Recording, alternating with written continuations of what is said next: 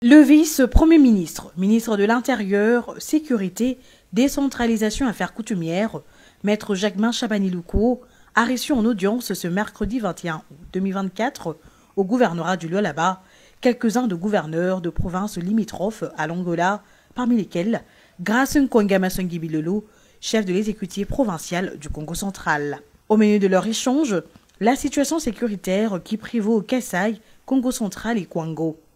Profitant de cette occasion, ces autorités de province ont sollicité du patron de la sécurité de la territoriale un accompagnement dans la gestion des nouvelles recrues de la police nationale congolaise dans leurs entités respectives. Au sortir de cette rencontre qui est en réalité le prolongement de la réunion sécuritaire tenue le 20 août dernier, Willy Bitusila, gouverneur du Kwango et porte-parole circonstanciel de la délégation, s'est dit rassuré de l'issue heureuse de cet échange. Il vient de s'agir d'un prolongement de la réunion de sécurité qui s'est tenue hier avec son Excellence, Monsieur le Vice-Premier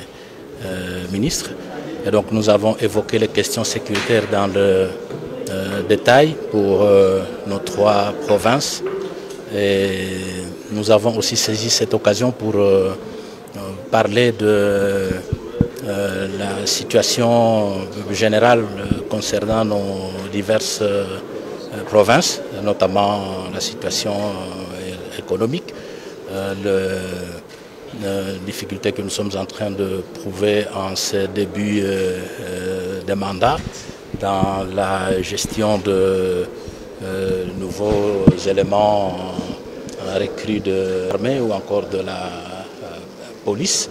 Bien avant cela, le patron de l'exécutif provincial du Congo central a pris part sur invitation du vice-premier ministre, ministre en charge de l'Intérieur et de la Sécurité, au lancement officiel des opérations de marquage et enregistrement des armes, suivi de l'installation officielle de l'antenne Lualaba de la Commission nationale de contrôle des armes légères et des petits calibres. Ces opérations ont pour objectif